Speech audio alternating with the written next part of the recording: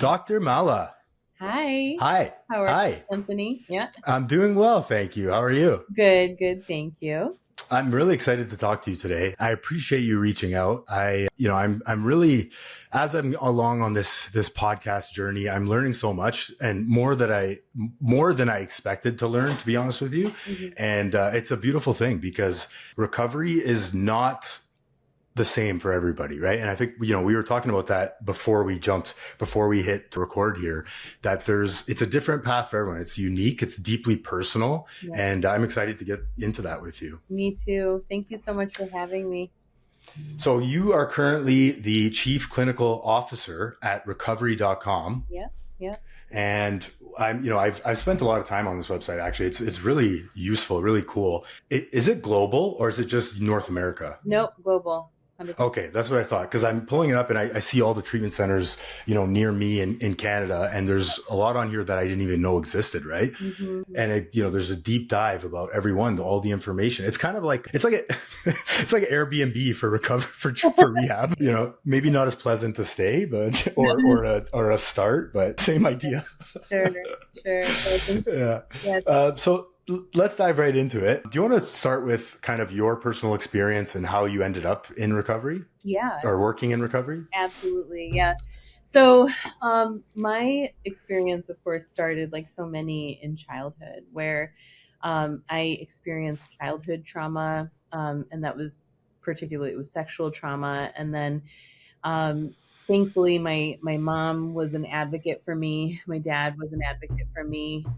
And then I was trudging forward through just life and then ended up bumping into, unfortunately, a lot of racism and bullying in school, growing up primarily in a Caucasian environment. I was definitely a minority at the time. And for me, it was really interesting because I didn't think of it that way. I didn't think of myself as necessarily different from anyone else. But I quickly learned that I was. But that continued, and then unfortunately, fast forward a little bit, I ended up in a very bad relationship, so experienced intimate partner violence. So yeah, fast forward, unfortunately, I got involved in a bad relationship that involved intimate partner violence.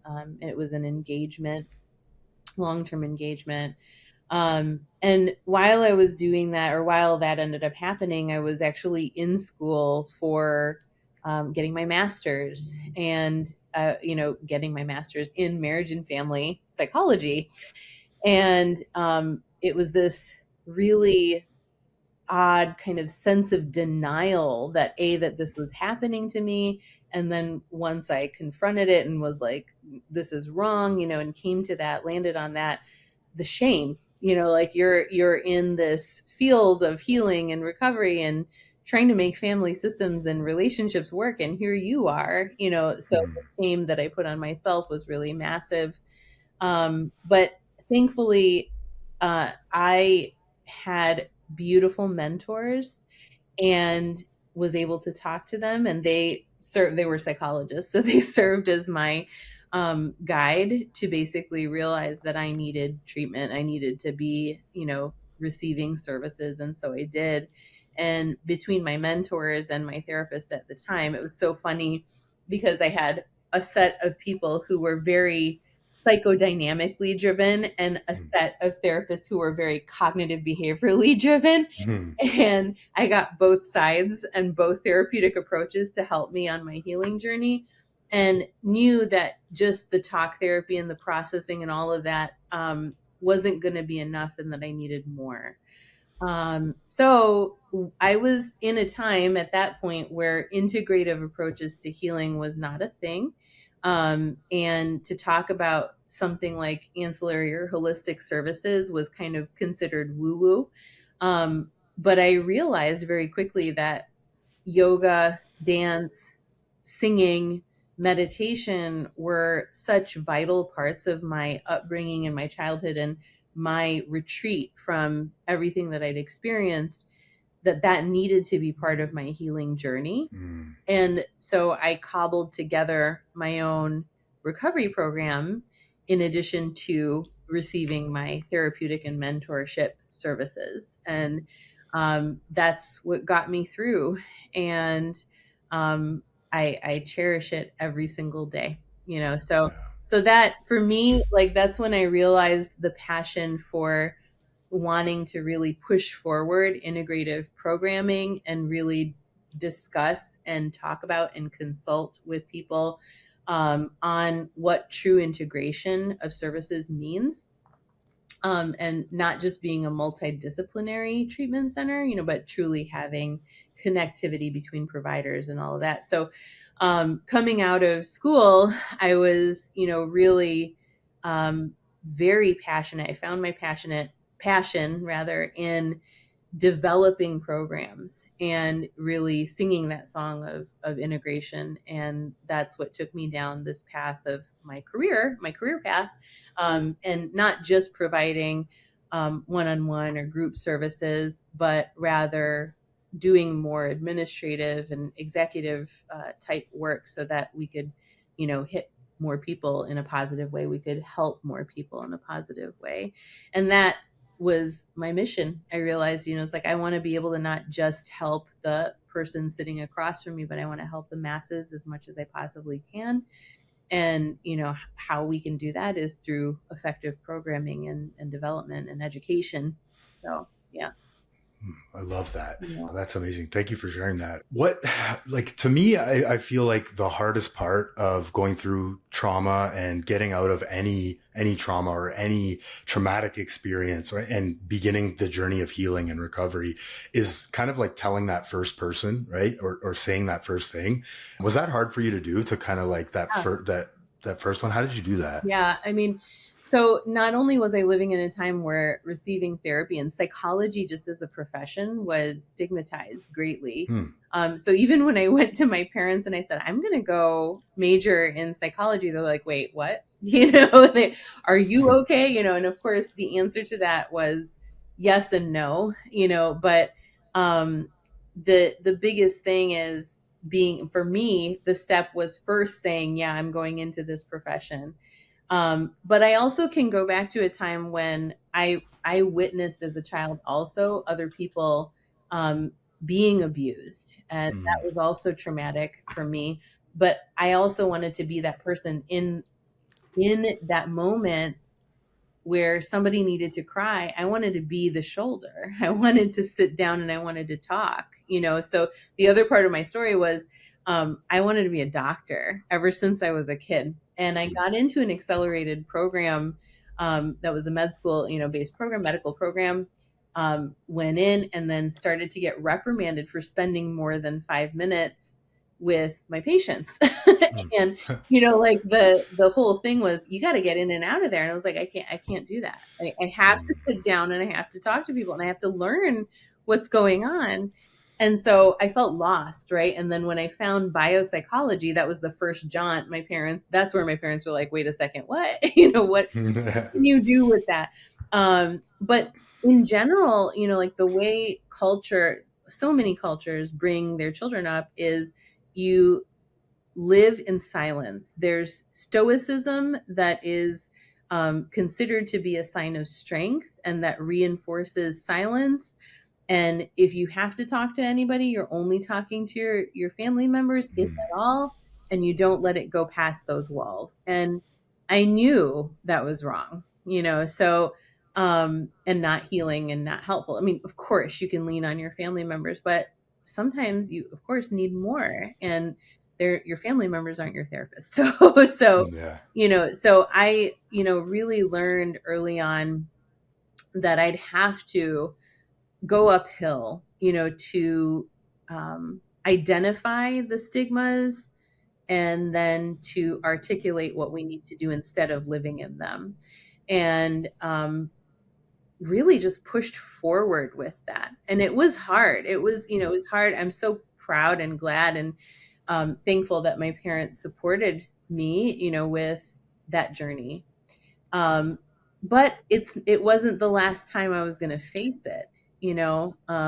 so many toxic workplaces that reinforce the same. So many other patients that I've seen that have experienced the same for cultural reasons, and not just because they're from, you know, my marginalized or minority cultures, any culture, just the family culture, you know, Yeah. like, it doesn't matter the ethnicity or the background. It's really just what you're establishing in that nucleus. So I saw stigma time and time again. I experienced it time and time again, and it just naturally became part of my lexicon and my MO for saying, no, we're going to talk about it.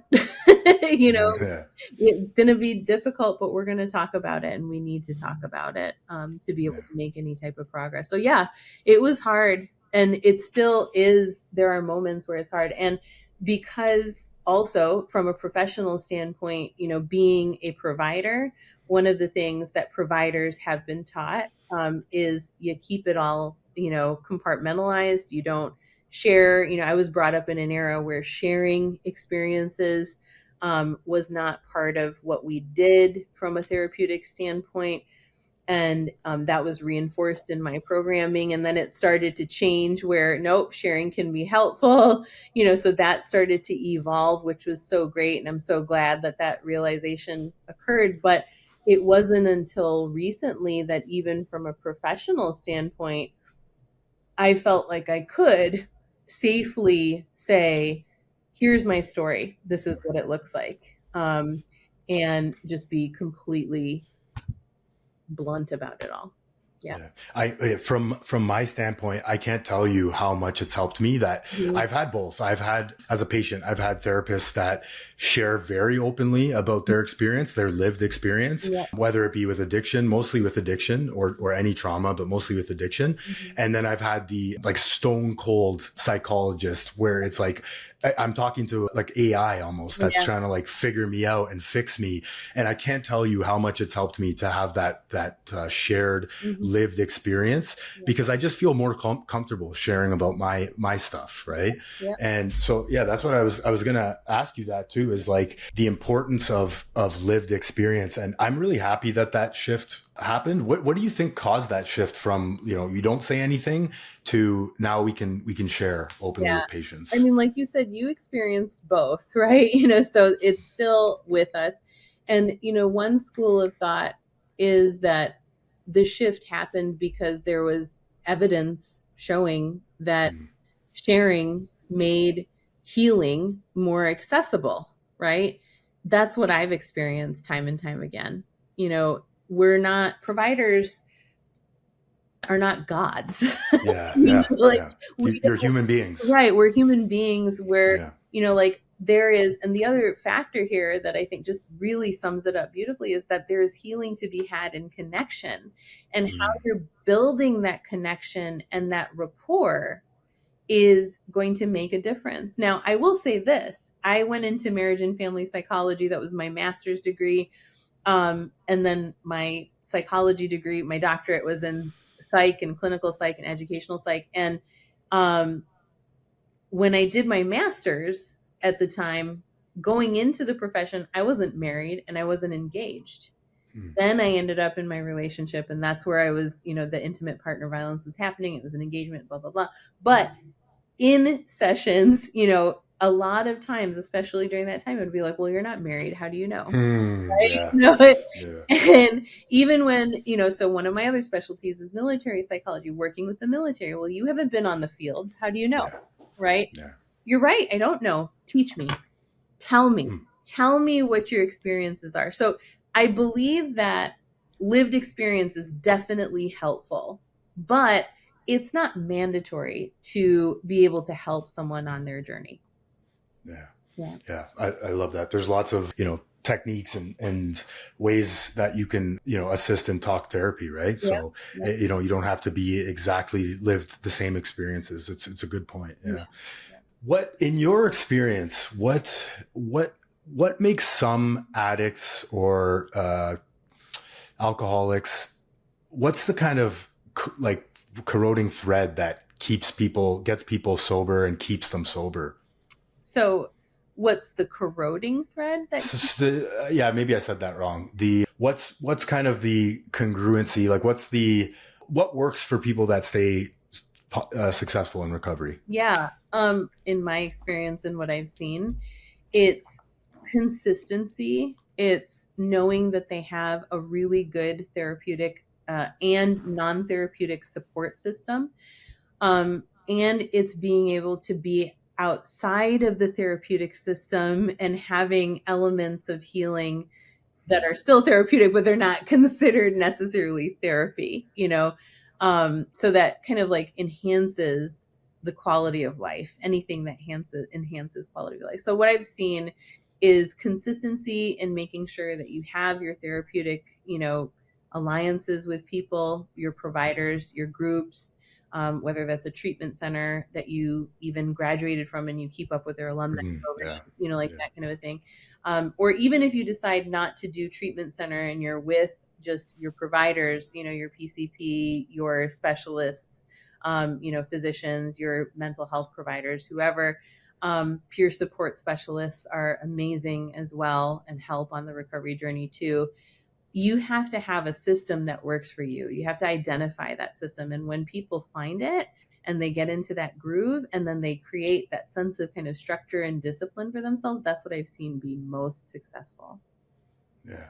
This idea of connection, right? Yep. Outside community connection. Mm-hmm. Yeah. I've seen that for me too. Every time I've relapsed, I can say that I was isolated before the incident, right? I was keeping things to myself. I had these great ideas about how I was going to fix my insides, and I wasn't really bouncing them off mentors, off people in recovery, off family members. I got this, right? This kind of ego inflation was happening. Yeah. Can you talk a little bit about like types of treatment centers and, what kind of types of treatment centers there are? Sure. So there's so many. And this is where I'm going to plug in like recovery.com. This is a tool that I wish I had when I first started in being a provider, and oh my goodness. So anyway, let me summarize this. So recovery.com is basically a beautiful place where you can find treatment, any type of treatment that you need. You can filter to your insurance. You can filter to your locations that you're preferring to be in, as part of your journey, and then start your search from there. There are lots of different types of treatment centers, and some are traditional 12-step focused, while others take more of a hybridized approach and will say, yeah, you have 12-step as an option, but there are other approaches that we can take and we can customize the programming for you. There are also, of course, treatment centers are going to offer things like inpatient services, outpatient services, residential programs, detoxing programs, and even sober living to help with transitioning. So there's a lot of different options out there. But what connects all of them is, again, kind of like that option to either engage in the non-12-step or 12-step approaches. And, the other element is what's used for therapeutic options. So, evidence-based behavioral therapies are definitely what most centers are going to utilize. There will usually be some type of a holistic or integrative approach to alternative therapies as well, like yoga, acupuncture, massage, mindfulness-based relapse prevention, and so on and so forth. Art and adventure therapy, music therapy are also extremely helpful. And many places will also offer that. And then there's smart recovery.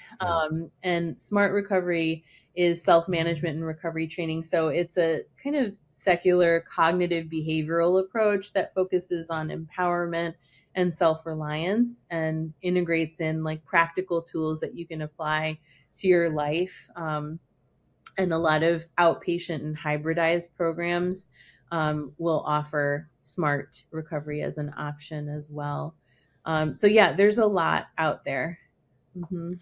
Yeah. The point is, you got to find what works for you and what gets you connected and outside of yourself, right? Because this addiction thing, it's a very selfish, in my experience, it's a very selfish disease that, I'm always looking for ways to kind of pleasure me. And what's the connection between like pleasure seeking, dopamine, serotonin, oxytocin, and addiction. Yeah, I mean, I actually don't always think about it that way. I think the reason why we're dopamine seeking or pleasure seeking in that sense is because we're trying to band-aid or get through what we're really hurting about. Hmm. So the heart of addiction, any kind, um, is some kind of pain that you're trying to figure out, mask, band-aid, Yeah. and eventually, hopefully, work through, you know. Um, so you mentioned right now, like it's selfish, it's pleasure seeking. Well, because you're trying to heal, you Yeah. know. And I would actually encourage, don't be so hard on yourself. Like Yeah. this is really about figuring out what's going on, what's hurting you, you know. Yeah. Yeah. And I want to clarify too that, the trauma experienced is, it doesn't have to be this. I've learned this. It doesn't have to be this big thing. My childhood was this, or my parents treated me Yeah. poorly, or they never showed, like I had an amazing childhood. Right. Mhm. And nobody in my family that I know of had or suffered with any addiction or alcoholism issues. But to your point, yeah, I was trying to escape pain and mask the way I, sort of felt about myself. Right. Mm-hmm. Yeah. Yeah. Do you have any? I love data. I love science. I love statistics. Mhm. And we were talking a bit about this offline. And, I love learning about new things. And there's always stuff going on, right? So do you have anything that you can share around this topic? Absolutely. So, we're doing a lot of new research at recovery.com. And one thing that we do have is so many people are visiting our site and they reach out with questions, and have inquiries about different things. And one of the things that we've seen for sure is that, there is a big need for treatment in substance use and for mental health conditions, and that really everything is running together. So remember that when you're looking for treatment for substance use, it doesn't just have to address the substance in question, and that use or that cycle that you're in, that there are those underlying concerns and issues that, you need to address. And our data is showing us that. So people who are coming to our site, we've had over 25% looking for specifically substance use treatment, and over 15% of our visitors are looking for both. But I account that number, the over 15%, to be focusing on one or the other and not realizing that it runs parallel Yeah. to one another. So, very interesting information there. Out of all of that, one of the things that we've seen is trauma is really a big pull and a driving factor for mental health conditions, leading people to seek help, and then followed by depression, anxiety, and suicidality, as well as the want to be able to help partners, is really Mm. big. So we've got some pretty interesting trends this past year. This is data from this past year, 2024 May to current, that are showing us these trends right now. Hmm. Interesting. The partner thing is interesting to me because so I spend a lot of time on like forums online, Reddit, one of them. There's an addiction Reddit that I like to read and kind of comment on when people have questions and about experience. I'm not a doctor or scientist. I don't try to be. Yeah. I did when I was in my addiction. I tried to be a doctor by managing my chemicals and ADHD, Yeah. but I noticed I can't play that role anymore. It doesn't work for me, Yeah. and I'm not a doctor. So, but what I see a lot from people I find interesting is there's a common theme around like, what is my partner on? Yeah. Right. He's exhibiting, she's exhibiting this, and this. I'm scared. What's involved here? Are we dealing with fentanyl? Are we dealing with meth? He's doing this, and that. She's doing this, and that. So I find that that's interesting. And family, it plays such a huge role in this process.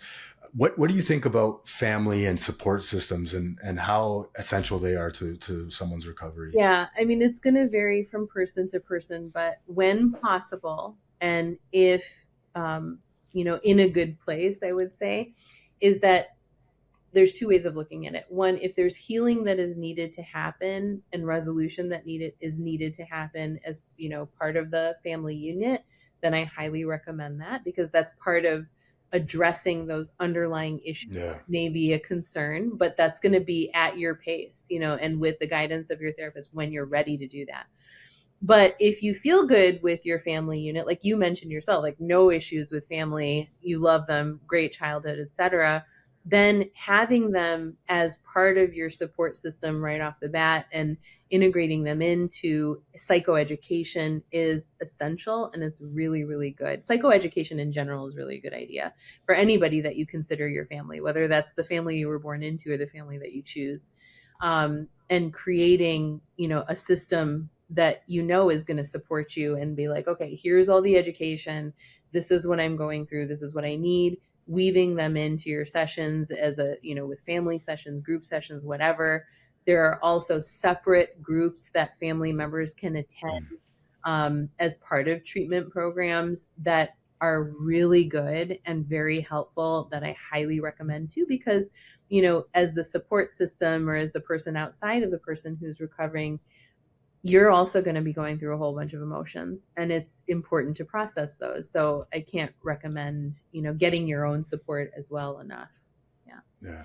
A common thing I hear, and I experience this too, is I go to rehab, I heal, or I do a large part of my healing journey. I come home and I'm like ready to go. I'm fixed. Let's go, everybody. I'm sorry for doing everything, but I'm back. Mm-hmm. And you come home and it's like you left a tornado in the house, right? And everyone's kind of cleaning up the pieces, and they haven't really done the healing yet. Right. So right. My treatment center offered a family program, and now my mom is a proud head of the aftercare for the family. Amazing. Yeah, she loves it. She loves it. How wonderful. Yeah. That's so great. And I think she's come to a point now where she's realized, much like myself, that a lot of this healing journey is in helping other people. You've realized that too. Mm-hmm. There's it's kind of like teaching, being a teacher. Yep. And you learn the content, better, faster. You learn more about the content by teaching others. I've come to the realization that I need to help other people to get outside of myself. And I think my mom has too. She helps a lot of people, a lot of family members. Yeah. That's so great. Yeah, no, there's definitely healing to be had when you're ready in being able to be of service to others. And it definitely was part of my own journey from the beginning. So I can relate to that as well. Yeah. Mm-hmm. You talk a lot about recovery literacy. Yes. Do you want to describe what that is and why it's important? Yeah. So recovery literacy, this is about educating as many people as we possibly can to help them along their journey, no matter what that journey is and where they're at on that journey or what role they're playing on the journey, right? So whether that's parents, coming with questions about their loved ones, their children, their spouse, family, marriages and relationships, coming to ask about their spouses, whether that's instructors, teachers coming and saying, how do I educate my students about this? Whether that's you on the journey going, I don't even know where to begin. How do I get from maybe thinking that I don't need treatment to answering questions that I have about the concerns that I have and figuring out that I do need to get to treatment, So recovery literacy is about really providing education across all walks for all people, no matter where they're at, so that we can move from contemplation to action. I love that. Mm-hmm. That's amazing. So you mentioned you've done a lot of work with military and I presume PTSD. Mm-hmm. What, and indigenous communities as well, LGBTQ plus populations. Mm-hmm. Why don't you tell us what is PTSD first of all, and then how does somebody heal from that or begin to heal from that? Yeah, most simply put, post-traumatic stress disorder can be experienced. You don't have to be in the military to experience it. Yeah. Any trauma, anything that has affected you negatively, that has basically long-lasting repercussions that make it difficult for you to go through your day-to-day, would constitute a potential diagnosis of the PTSD. I had to go through, and I still go through, my own that's part of my current recovery journey, is navigating some of those symptoms that come back from Mm. my PTSD related to the traumas that I have encountered. And they will there are triggers that are involved with them that you have to navigate as well, and try to learn about and figure out, and then have a good toolbox ready to go to be able to apply and get through whatever it is that you're feeling. So anybody can experience PTSD, and how it progresses is also unique to each person. Is it something that you necessarily heal from? I always say healing is consistent. It's not a linear journey. Recovery is not a linear journey. It is lifelong, um, even with something like grief, right? Which can also be a component of PTSD. Um, you one day it'll be like, I feel great, this is good. And then tomorrow it'll be like, you feel like you're back at day one, because of whatever triggers might have occurred. So to be able to understand that your recovery journey is going to be unique to you is essential. And because it's unique to you, to have your own unique tools, and whether that's again a compilation of providers, your own practices, your support system, your sense of connection is going to make a difference. Mm. Yeah. The most important step is, reaching out, right? Nobody can read my mind. I Right. have to ask for help. Yeah, And that was the hardest part for sure. absolutely. Yeah. Where do you see mental health advocacy and the future of mental health? Maybe the stigma. I used to think that the stigma around addiction and mental health would one day, there was a possibility that it gets kind of demolished. I don't think that that's true anymore. Mhm. I think it's lessening and it's getting better as time goes on. Yeah. But where do you see the future of all this? That's such a great question. I Like I said to you, I think, like when I first started in this field, psychology and psychologists were stigmatized. It was actually, I'm also a professor. And one of the things that would actually show up in our textbooks for undergrad, and that Psych 101 class, was the historical journey of, what psychology was, where it started and Oh, where it is cool. now. So I can literally pinpoint in media where it started to shift. Okay. You can see it in movies. So we had Frasier come out in the 2000s, or, early 1990s, somewhere there. And that's when the concept of being a shrink started to turn over to psychologist, and that being revered. Um, so I'm actually really thankful for that show, because quite literally in the timeline of psychology, that is what helped with the initial destigmatization of psychologists and psychology as a profession. And what I loved also about that show is that he was a radio talk show host. So he was putting it out there to the masses and talking about what we were experiencing psychology, which truly is a subject that, is in our day-to-day life, and how we function and how we behave and how we react to things. And he was putting it out there to the masses. And that also helped with destigmatizing the profession. So we started to go, from that movement into still having to navigate silence and stoicism, as I mentioned. And I feel that in the past, decade or so, we have made huge strides to being able to talk about things that we haven't been able to talk about before, and embrace mental health and healing and recovery in huge force. And I'm so thankful for that. Unfortunately, though, with a lot of what's going on in the world, I'm seeing a regression. There is an increase in fear. There's, the fear of, again, even saying that you need help, the fear of being able to identify in certain ways, whether that's for your race, ethnicity, gender, etc. It's starting to come back again. And I'm seeing a resurgence of silence as a result. And that concerns me. Um, Although I will say, while that is happening, because we kind of had this push of being able to, break the silence, there are so many more people who are true advocates. And we're seeing so much more movement and energy in being able to have recovery-based services, that I remain very hopeful. So, I mean, the future of mental health, from my view, it's not just clinical, it's collective, and it needs to be deeply integrative.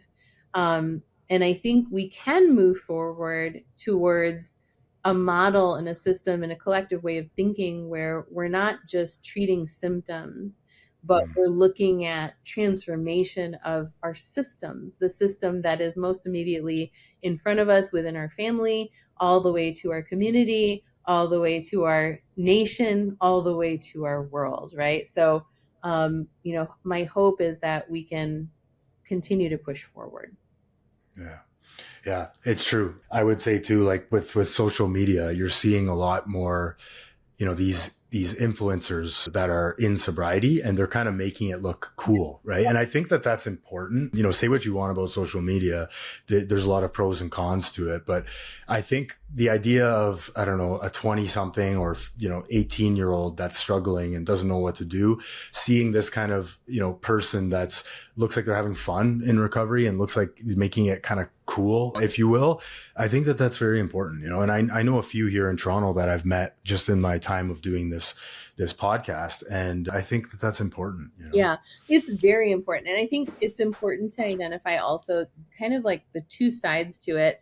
I've actually worked with a lot of athletes and musicians and political figures as well. And one of the things that is a common theme, unfortunately, is that it's almost a prerequisite for you to have an issue and then be in recovery, and that then gets classified as you being in the in group, or now you are truly one of us, so almost a prerequisite to be a musician or to be a political figure or an athlete.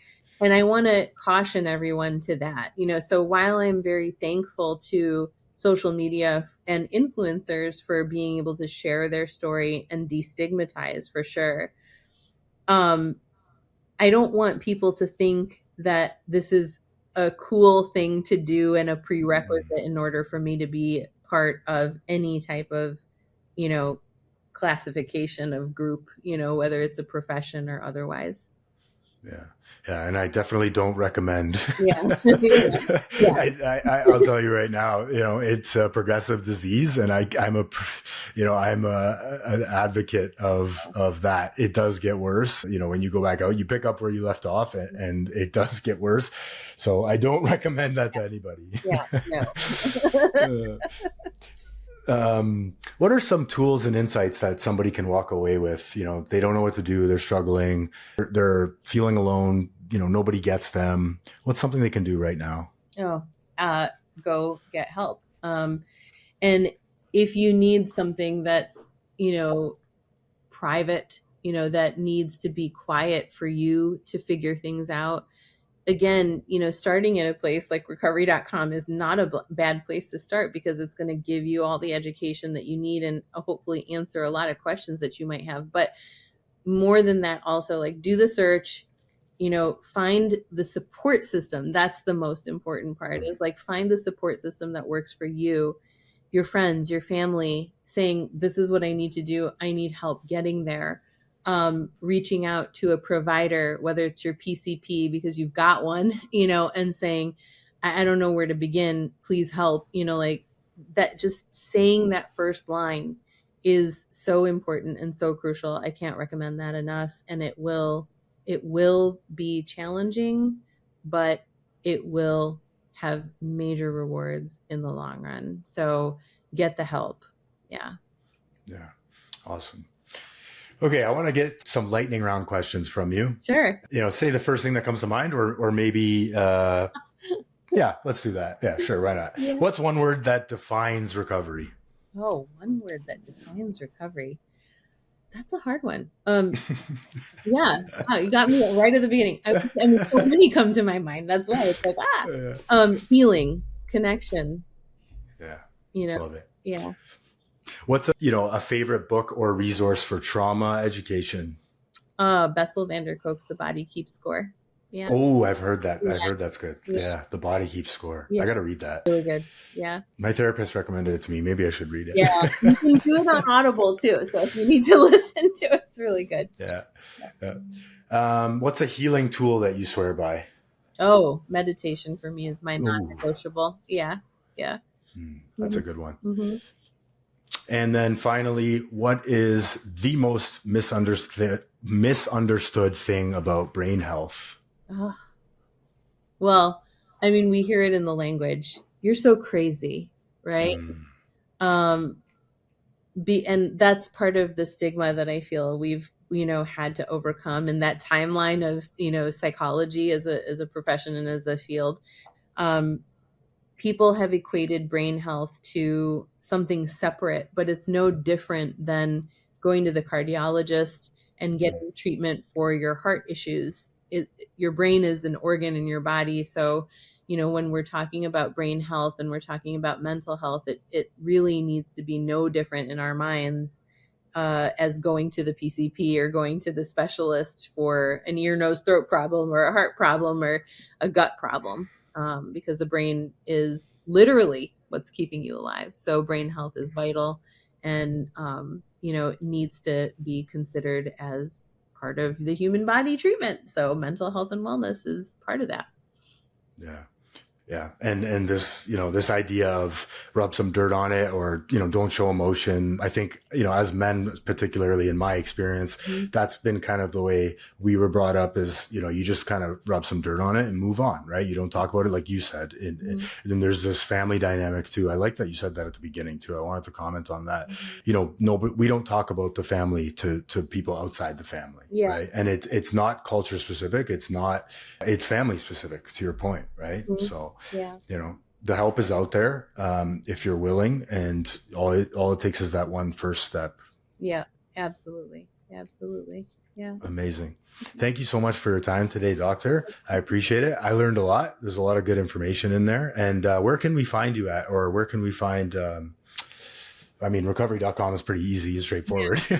It took me 2 seconds. Absolutely. Yeah. Recovery.com, beautiful resource. For me personally, my social handle is at the official Dr. Mala. My personal website is drmala.net. Yeah. Perfect. Amazing. Thank you so much. Thank you so much for having me, Anthony. It was a pleasure. Thanks for listening. Please help us grow the channel and like, share, and subscribe for more content. The discussions and stories shared on this podcast are for informational and motivational purposes only. This content is not a substitute for professional medical advice, addiction treatment, or therapy. If you or someone you know is struggling with addiction, please consult a licensed physician, addiction specialist, or mental health professional. You are no longer alone.